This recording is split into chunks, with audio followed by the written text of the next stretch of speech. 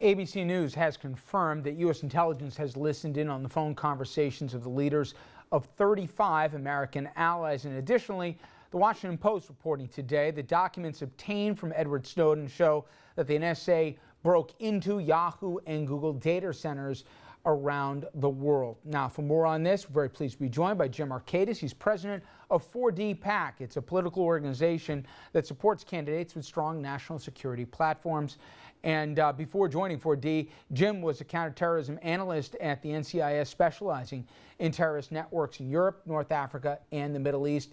Jim, thank you for a few minutes. I appreciate you joining us. Thank you for having me. You know, it's important to note the NSA takes some issue with both the Washington Post reporting and also some of the accounting in terms of the scope of our surveillance of some of our allies in Europe.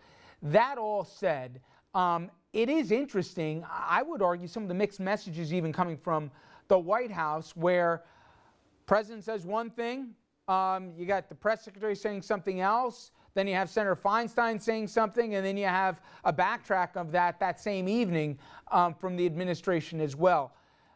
From your knowledge, it's interesting. Some say nothing new here, nothing to see. We've been doing this for a long, long time, and we're hardly alone. Other people saying, time out. I didn't know that we're doing it to this scope and this magnitude. You've been in this for a while. Of the reporting you've heard, has anything surprised you or not? Not terribly. I mean, let's start from a very basic point of departure, and that's that the United States needs really, really, really strong intelligence collection platforms. That's one of the key components that keep us safe, right? The United States has been engaged in this for the better part of 50 years at this point. The fact that we're spying, whether or not it's on our friends or adversaries, should not incredibly shock the American population. The nature of what the intelligence community does is by nature secret. So when all of a sudden revelations come out that we are, for example, collecting information on Angela Merkel's cell phone, does that sound great? No. Will it damage U.S.-German relations or U.S.-European relations? Sure. Did the White House know about it? Not necessarily, because a lot of what the intelligence community does, as I just said, is by nature secret. So there's a lot of mishmash going on, a lot of sort of cross wires. The intelligence community does not like to come out and talk about what it does.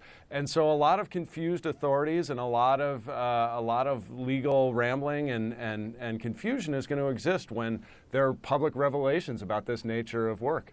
Jim, who decides where the line is? It was interesting this week we saw that reportedly, and this isn't confirmed, the president said no more surveillance on communications at the UN. But yet we're even hearing reports that we might have even been doing some surveillance on communications at the Vatican. Does it go up to the president? Who makes the decision where the line starts and stops as to which allies we'll do surveillance on, which ones we won't, where we'll do it, where we won't? Right. Well, my impression and my best educated guess from a lot of this is that the intelligence community will release either to the administration or to Congress. And remember, the intelligence community primarily are civil servants who've been doing this for decades in a bipartisan manner, who've just been trying to protect the country as best they can, right? So when there's a new administration in town, when there's a changeover in Congress, my understanding is that the intelligence community releases enough information so that it can comply with the letter of the law. But they don't necessarily hand over the whole ball of wax, because they're not exactly sure with whom they're dealing, and they're not necessarily comfortable releasing all of the nitty-gritty information. So, for example, in the case of collecting information on Angela Merkel's cell phone, right? This was, I believe, presented to the president as a foreign leaders collection platform, right? And the United States has plenty of reason to collect information to spy on adversarial nations. Now, did President Obama perhaps infer that the foreign leader collection platform was only being conducted against adversarial countries? Maybe. Did he ask questions about that? Who knows? Was the intelligence community happy to let him believe whatever he wanted to? Probably. So there's a lot of ambiguity, because the intelligence community, again, by nature, just isn't predisposed to releasing a lot of this kind of information. But Jim, it then begs the question, in the latest story, the Washington Post, I'm sure you saw, which was, and I'm not trying to do too much micro detail here, but the PRISM program, as we all knew before this week, was, okay, the government wants to learn some stuff that Google, let's say, or Yahoo has. They got to go through the front door. They got to go directly to the internet companies and say, we want the following information, or they'll go through the FISA courts or whatever. This muscular program, something different, and I'm oversimplifying, but basically, they went through the back door. They didn't go and knock on the door of Google or Yahoo and say, hey guys, we want the following data on the following people. They were able to take it. Now, whether it's true or not, for this hypothetical conversation, because Washington Post is taking it as gospel, if in fact they're doing it, couldn't we have the same argument, which is, hey, we're talking about civil servants with the best interests in mind, but they're kind of making their own rules and their own interpretation of where the law starts and stops. Right.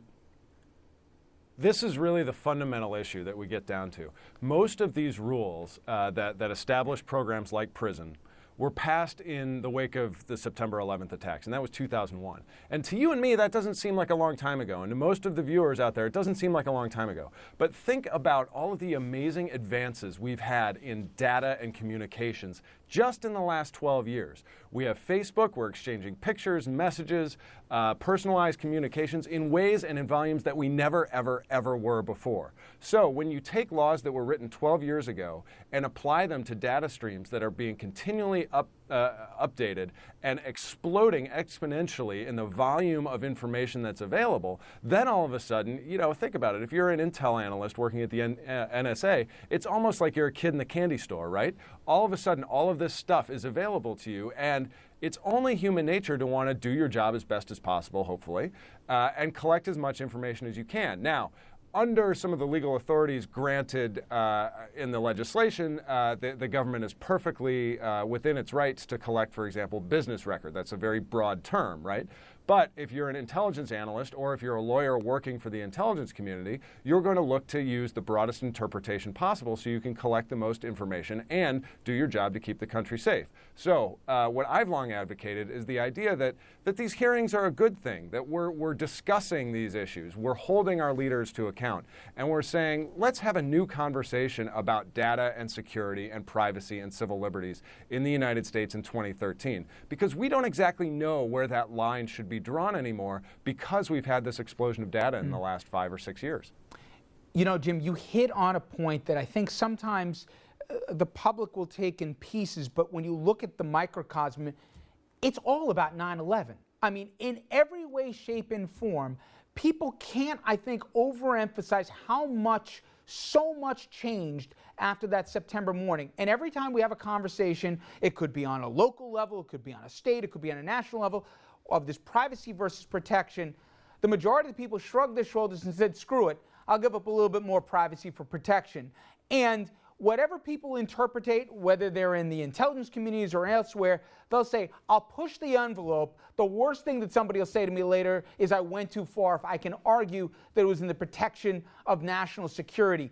But I defy people to know where that line is. You're right, we should have the conversation. I think a lot of lawmakers don't want to have that conversation because they don't want to be responsible for drawing a bright red line they can't cross. Yeah, no, that's certainly part of it.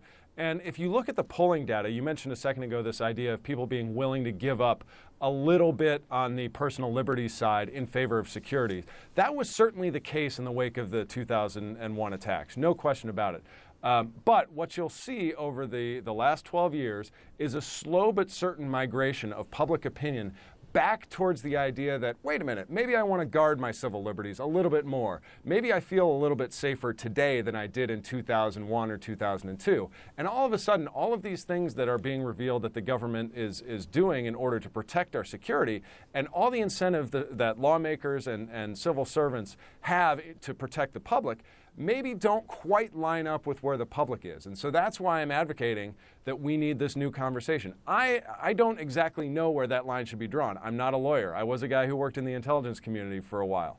But at the end of the day, if we have this conversation and we realize where the various pressure points are, then as a country we can come together and say, you know what, we're safer now than we were in 2001. We did a good job. How do we keep safe going forward in the future without compromising our civil liberties. It's amazing. All the years after 9/11, we still haven't had this national debate, long overdue. Hey, Jim, I appreciate a few minutes. Thank you so much.